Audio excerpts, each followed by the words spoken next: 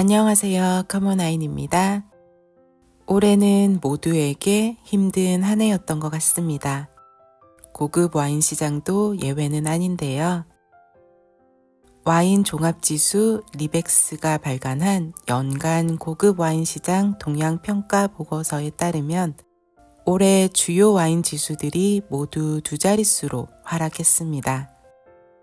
2022년까지만 해도 고급 와인은 강력한 투자 수단으로 자리를 잡은 듯 했으나 1년 만에 그 흐름이 180도 바뀌었는데요.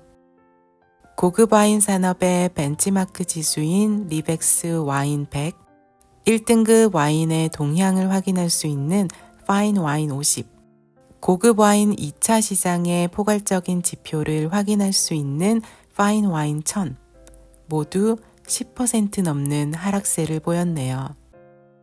이는 우크라이나, 러시아와 이스라엘, 팔레스타인 등의 전쟁과 무섭게 치솟는 인플레이션과 같은 영향으로 많은 국가들이 휘청이고 있기 때문인데요.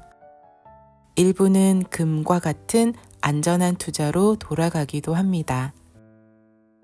최근 거래 동향을 살펴보면 수집가들은 시장에서 가장 검증되고 와인의 가치가 유지될 가능성이 있는 브랜드만을 선별하고 있다고 해요. 거래되는 개별 와인의 수가 계속해서 줄어들고 있고 브랜드 내에서 구매자들이 현재 마셔도 좋은 상태인 와인에 주목하고 있다고 하는데요. 이러한 추세가 보르도의 이익이 되어 10년 만에 처음으로 거래 비율이 상승했는데요. 반대로 가장 큰 타격을 받은 곳은 부르고뉴로 너무나 높아진 가격에 거래 비율이 급감했습니다. 한편 올해 리벡스에서 가장 많이 거래된 와인은 샴페인이었네요. 거래 기준으로 최고 거래 와인은 루이 로드레 크리스탈 2015, 동페리뇽 2013이었다고 합니다.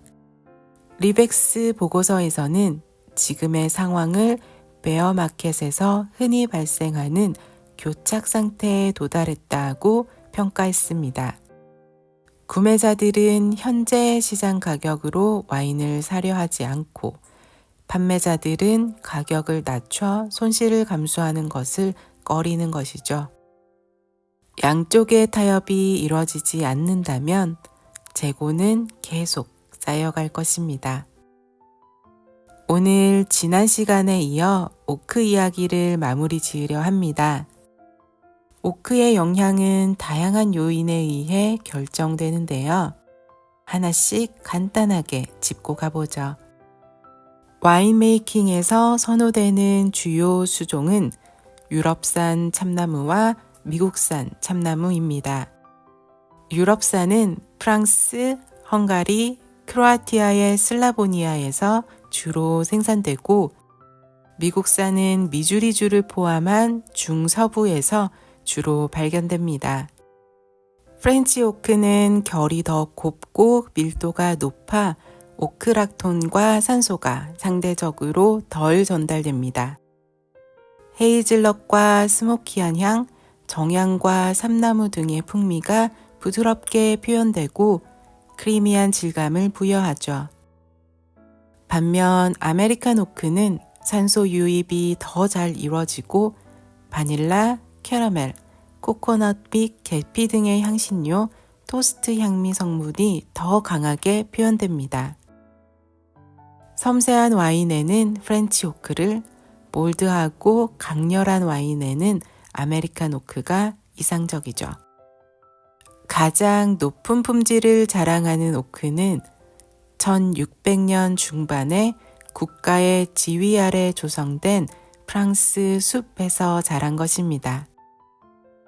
프랑스 서부 꼬냑 동쪽에 위치한 리무쟁 숲의 퀘르쿠스 로브르 종은 상대적으로 넓고 느슨한 결을 가지고 있으며 타닌 함량이 높은 것이 특징입니다.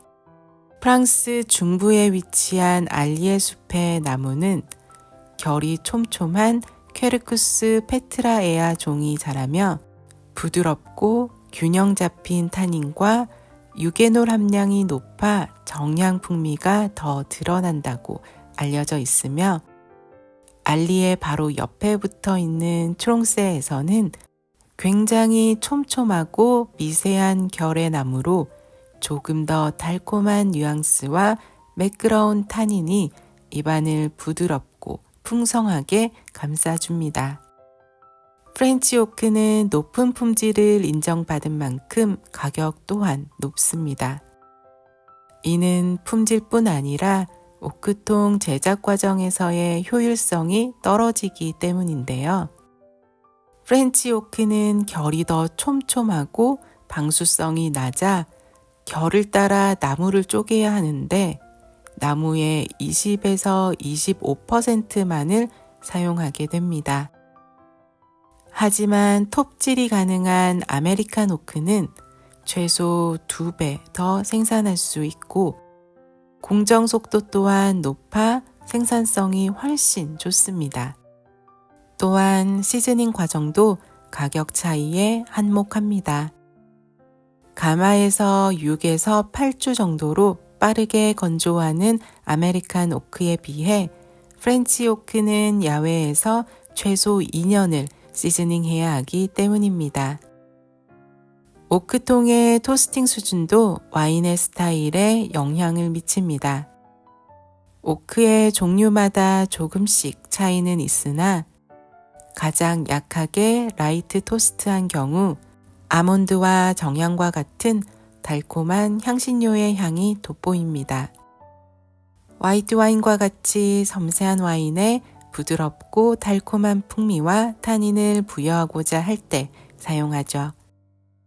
미디엄 토스트는 토스트 시간이 길어지면서 리그닌이 더 많이 분해되어 달콤하고 둥근 바닐라 향을 더 강하게 갖게 되는데요.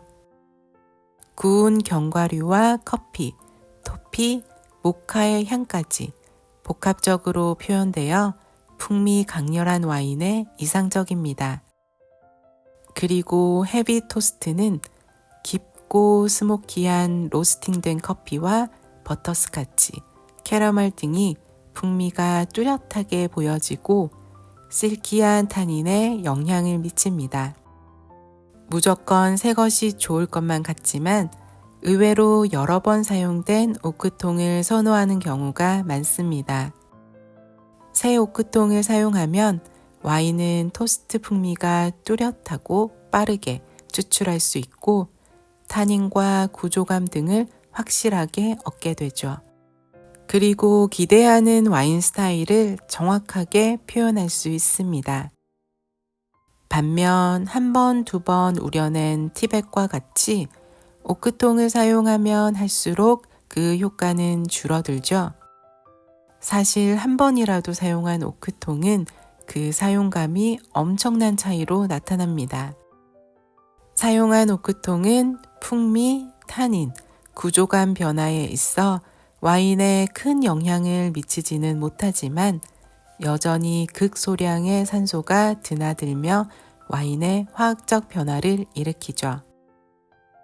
와인의 순수한 과일 아로마를 강조하거나 섬세한 와인의 풍미를 지키고 싶을 경우 새 오크통은 최악의 선택이 됩니다. 물론 스테인리스 스틸 탱크와 같은 비활성 용기를 사용할 수도 있지만 이전에 설명한 바 있는 산소와의 교환작용으로 인한 많은 긍정적인 발전 모습을 기대할 수 없기에 사용된 오크통을 선호하게 됩니다. 최근 오키안 와인에 대한 수요가 줄어들면서 과실의 아로마와 때로와 특징을 살리기 위해 새 오크 사용의 비중을 줄이는 분위기죠.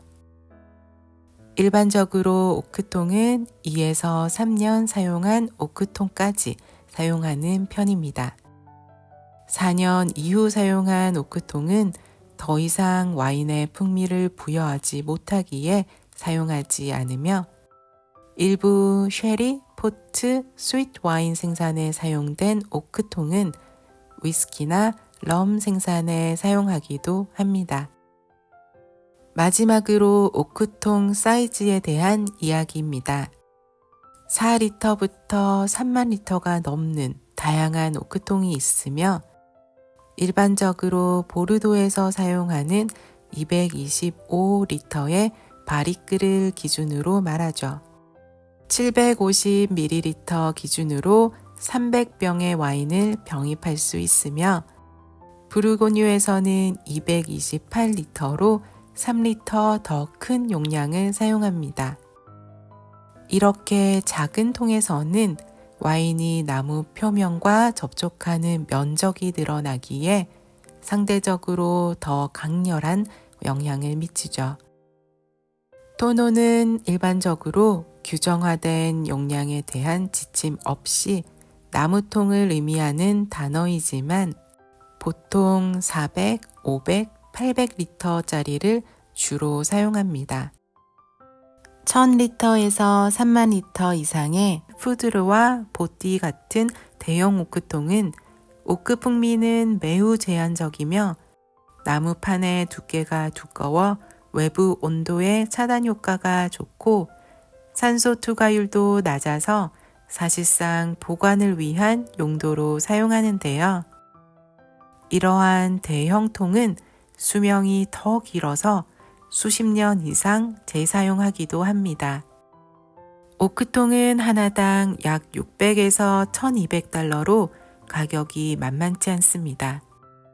최종 와인 스타일뿐 아니라 가격에도 적지 않은 영향을 미치죠. 오크통을 이해하는 데 조금이나마 도움이 되었기를 바라며 즐거운 크리스마스와 연말 보내세요. 저는 2024년에 다시 돌아올게요. 감사합니다.